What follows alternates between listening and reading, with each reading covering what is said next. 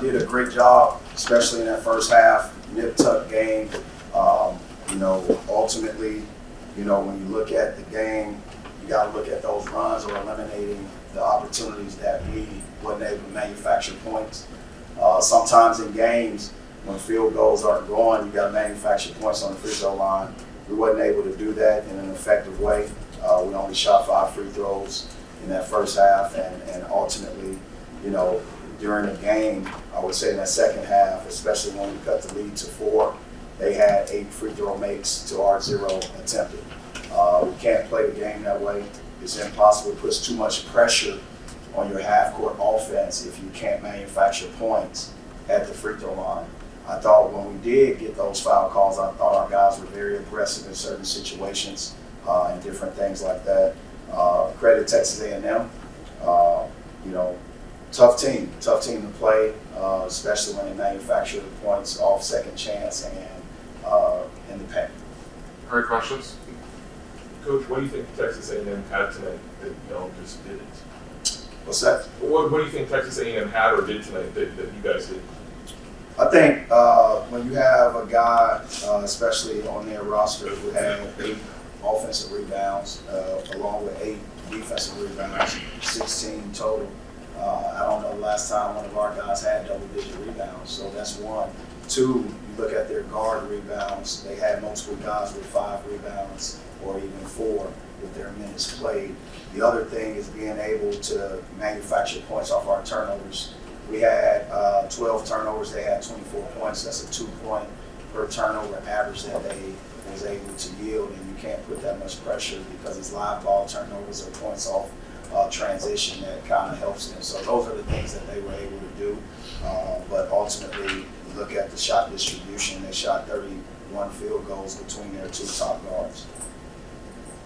Nick, season high in points and shooting tonight. Obviously, Sean, I think out there plays an impact on that. But just kind of what was different about tonight, especially one of the guy like Wade Taylor being able to kind of go toe to toe? I really just wanted to win.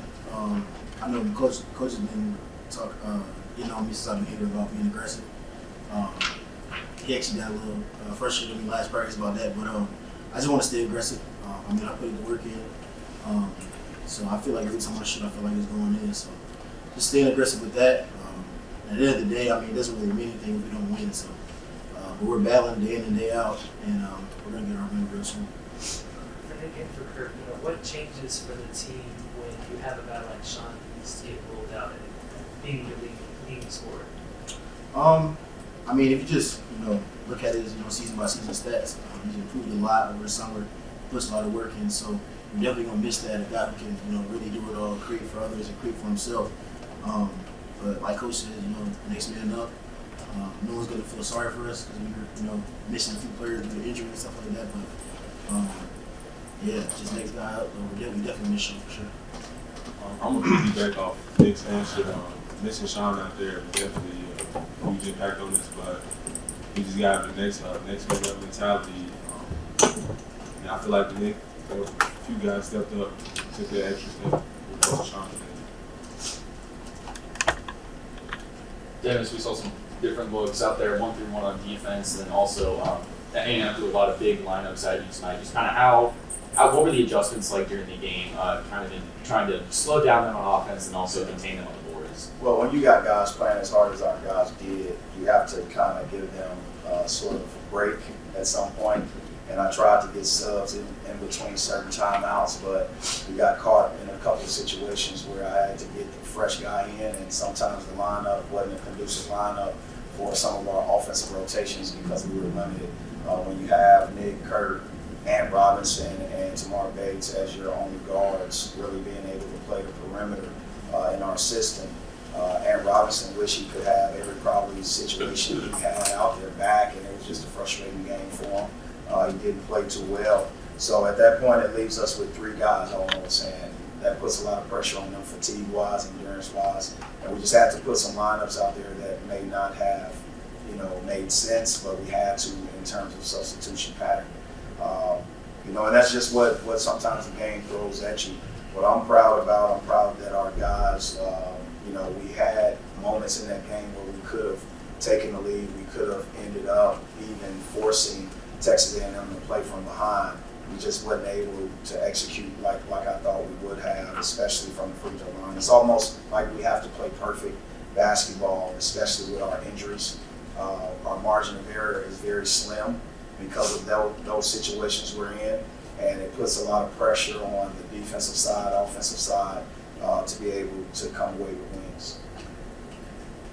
Coach, in the second half, you guys got the game pretty close. What did you see there in that moment that you think you can carry into the next game?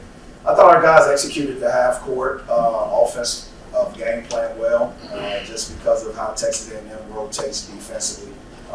They're very good at disrupting passes over your head. They get a lot of deflections. I thought our guys were able to get that ball from one side of the court to the other, and it left Tamar Bates, Nick Honor, Kurt, those guys wide open, even Noah Carter wide open, to be able to knock down some shots. There were some open looks we got, and we wasn't able to knock them down. So those are the things that stand out to me personally when I look at the game. Coach, on the turnovers, just what do you think A&M was able to do to force some of those, or is that something that isn't even something A&M? Well, I'm gonna give credit to the defense because our guys aren't trying to make those mistakes. I think if you look at how many high hand deflections they got Nick in the corner for one, Noah Carter for probably one or two, Tamar Bates for one, but also quick hands. Those guards are good. When you look at Radford and Taylor had 4 steals. That's a young man who's an all defensive guy, and he does a good job. So the disruption part, the baseline seals, I thought our guys, again, when you look at Tamar Bates and what he was able to get the and one or even the foul down in the paint, he was able to draw foul because of his aggression, and I thought that aggression toward that part of the game would allow us to get to the line. For offense, I couldn't say nothing bad about him. So, shout out to him. Yeah, that was one of the opportunities we were able to take the lead. But if you look at that opportunity, it's almost like that's when we also stopped being able to manufacture half-court baskets. But Mabor's energy was electric. He was able to put us in a position where we took the lead, which was great. And I thought he did a good job, especially in certain situations. When you look at his inability to stay out of foul trouble, I thought he picked up 4 fouls. But those fouls, I thought he walled up perfectly. I guess the referees didn't think so. Somehow, some way, he has to do a better job in that situation. Can you say that you know, kind of stalled after that report dunk? What do you think it was about that specific scenario? That specific scenario, we didn't get to the foul line.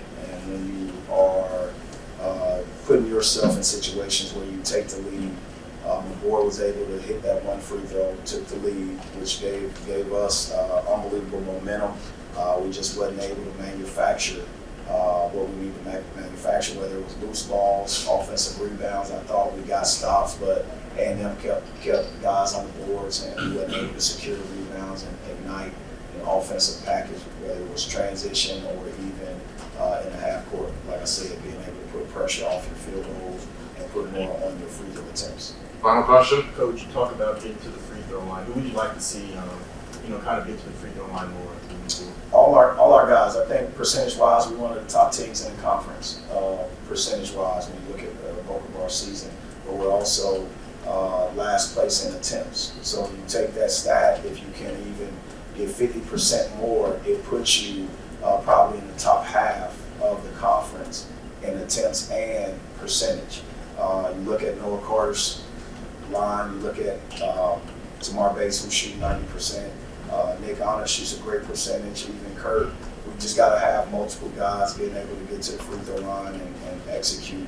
Coming away with, again, 13 free throw attempts. It's not good enough. It's not good enough. All right, thank you. Thanks, MLC.